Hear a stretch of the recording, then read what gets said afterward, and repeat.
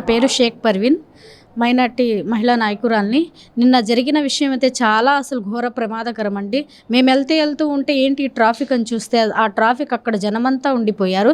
అయినా మళ్ళాది sitting MLA అప్పుడు చేశారు, గత ప్రభుత్వంలో ఎమ్మెల్యేగా 2 సార్లు మాజీగా ఎమ్మెల్యేగా 2 సార్లు చేశారు.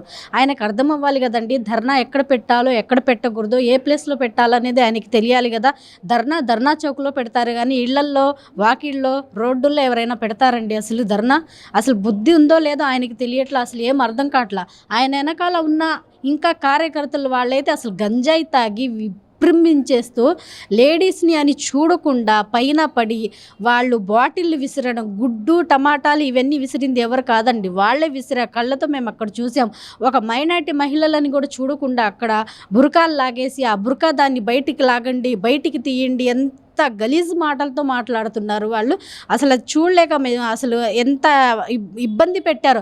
గత ప్రభుత్వంలో వాళ్ళ హయాంలో ఉన్నప్పుడు మమ్మల్ని ఎంత టార్చర్ చేశారనేది అది మాకు తెలుసండి బాధ. ఎందుకంటే నిన్న బయటకు వచ్చిన తర్వాత మేము గత ప్రభుత్వంలో పడిన ఆ బాధలు మేము తెలుసుకుని బయటకు వచ్చి నిన్న ఆయన చేసిన పనికి ఇంకా మేము ఆగకుండా మాకు ఇంకా 2 సంవత్సరాల వరకు మేము వెయిట్ చేసామండి. వీళ్ళు ఇంకా విజృంభిస్తే ఎట్లా అండి, భరిస్తారా ఎవరైనా? అది కాక గంజాయి బ్యాచ్ లేడీస్ తాగి విపరీతంగా మా మీద పడేశారు. వాళ్ళు నిన్న ప్రెస్ మీట్ పెట్టారు. అసలు ఏం మాట్లాడుతున్నారు? వెల్లంపల్లి ఏం మాట్లాడుతున్నారు? దేవినేని అవినాష్ ఏం మాట్లాడుతున్నా? మా డివిజన్లో ఉన్న మన ఎమ్మెల్సీ రుహుల్లా ఉన్నాడు. వాళ్ళందరూ ఎక్కడికి పోయారు వీళ్ళ ప్రెస్ మీట్ పెట్టడానికి? ఆ రోజు ఆ టైంలో 3 గంటలు అక్కడ అట్లాగే ఆడపిల్లలు ప్రతి ఒక్క ఆడబిడ్డ అక్కడే నిలిచి ఉన్నారు 3 గంటల దాకా. మరి వాళ్ళు ముగ్గురు ఎక్కడికి వెళ్ళిపోయారు? ఆ రోజు రావచ్చుగా, నిన్న రావచ్చుగా, నుంచోవచ్చుగా, ప్రెస్ మీట్లు పెట్టి. అసలు గలీజ్గా మాట్లాడుతున్నారు వీళ్ళు. బాటిళ్ళు తాగి విసిరి పడేసామని ఎంత ఇదిగా మాట్లాడుతున్నారు. అసలు అట్లా వీళ్ళు రౌడీలు పెట్టించారు, అది పెట్టించారు. ఇప్పుడు నిజంగా చూడండి, నిన్న మేము గొడవల్లో ఎట్లా దెబ్బలు పడినాయో మాకు, నిన్న ఎట్లా అసలు ఇబ్బంది పడ్డాం ఆడవాళ్ళు. చూస్తుంటే మాకే ఇది భయంకరంగా ఉంది. అట్లాంటి రాజకీయాలు చేయడం మాకు చేత కాదండి. మా బోండా ఉమామహేశ్వరరావు కేవలం మంచిగా మనం వర్క్ చేయాలనేదే మమ్మల్ని నేర్పించారు, కానీ ఇట్లా రాజకీయాలు గంజాయి బ్యాచ్ లాగా ఎగబడి మమ్మల్ని ఎప్పుడు నేర్పించలేదు. అది కూడా మా నారా లోకేష్, ముఖ్యమంత్రి నారా లోకేష్ గారు అలా చంద్రబాబు నాయుడు గారి జోలికి వస్తే మాత్రము, మా బోండా ఉమామహేశ్వరరావు జోలికి వస్తే మాత్రం ఇంట్లో కూర్చున్న ప్రతి ఒక్క కార్యకర్త అయినా బయటకు వచ్చి మాత్రం తరిమి కొట్టిద్దని నేను ఖండిస్తున్నాను. ప్రశాంతంగా ఆందోళన చేస్తుంటే ఒకేసారి రౌడీ ముఖంతో వచ్చి మా టెంట్ మీద దాడి చేశారని చెప్తారు వైసీపీ వాళ్ళు. చెత్త మాటలు మాట్లాడుతున్నా. నిన్న లైవ్లో చూస్తున్నారు అందరూ. ఇంటి మీదకి వచ్చి దాడి చేయడానికి ఎవరు ఇంటి మీదకి వెళ్ళారండి? వాళ్ళు టెంట్ దగ్గరకు వచ్చి దాడి చేశారంటున్నారు. ఎవరు టెంట్ దగ్గరికి మేము వెళ్ళామా? రోడ్డు మీద పెడితే టెంట్, అసలు అది అందరికీ తెలిసిన రూల్సే. మీరు వైసీపీ గవర్నమెంట్లో ఉన్నప్పుడు మీరు ఎమ్మెల్యేలుగా చేసిన వాళ్ళే, మీకు తెలియదా ఆ రూల్స్?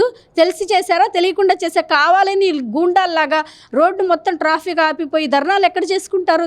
ధర్నా చౌక్లో చేసుకుంటారు.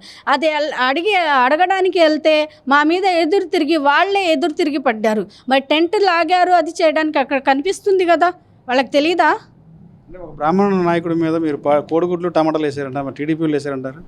ఆ బ్రాహ్మణ నాయకుడు కోడిగుడ్డు టమాటాలు వేసా అని చెప్తున్నారు. ఆ బ్రాహ్మణ నాయకుడు ఆయనే వెళ్తున్నప్పుడు ఒక ఎమ్మెల్యేగా 2 సార్లు ఎమ్మెల్యే చేశారు. ఆయన లేడీస్కి ఇట్లా ఏళ్ళు చూపితే వెళ్తున్నాడు ఆయన. మీరు చూశారు కదా, లెవెల్లో ఆయన చూశారు. ఒక ఎమ్మెల్యే సిట్టింగ్లో అప్పుడు 2 సార్లు చేసినప్పుడు ఆయన లేడీస్కి ఇట్లా ఏళ్ళు చూపించొచ్చండి ఎమ్మెల్యేగా చేసినప్పుడు. మరి ఆయన చేస్తున్న పద్ధతి ఏంటి మేము అడుగుతున్నాం? ఆయన చేస్తున్న పద్ధతి ఏంటి ఎమ్మెల్యేగా ఉండి?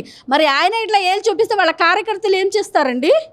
ఏళ్ళు చూపించారని చెప్పి మీరు కోడిగుడ్లు టమాటాలు వేసారా? మేము ఎప్పుడు కోడిగుడ్డలు టమాటాలు అసలు వేయలేదు. మీరు సాక్షిగా చూపించాలనుకుంటే ఇప్పుడు డిఎస్సి అదే ప్రచారం చేస్తుంది, దానే డిఎస్సి ఎట్లా వీళ్ళు అబాధం ప్రచారం చేసి మన నారా లోకేష్ గారిని మీరు పదవి దిగాలి అని చెప్తున్నారు. మీరేంటది? అది ధర్నా ఎందుకు పెట్టాలి? మీరు నిరూపించండి. ఇది ఎట్లా నిరూపిస్తారో అది కూడా, కోడిగుడ్లు కూడా అట్లాగే నిరూపించండి. మేము కోడిగుడ్లు వేసామని చెప్తే అది కూడా నిరూపించండి. ఏమిది లేకుండా ధర్నాలు పెట్టేసి సాక్షి లేకుండా రుజువు లేకుండా వీళ్ళు ధర్నాలు పెట్టేసి ఊరుకుంటామా? అట్లాగే కోడిగుడ్డు కూడా ఏమి కొట్టకుండా మీరు కొట్టారని ఫోటోలు తీస్తే మేము ఊరుకుంటామా? చూపించండి నిజం.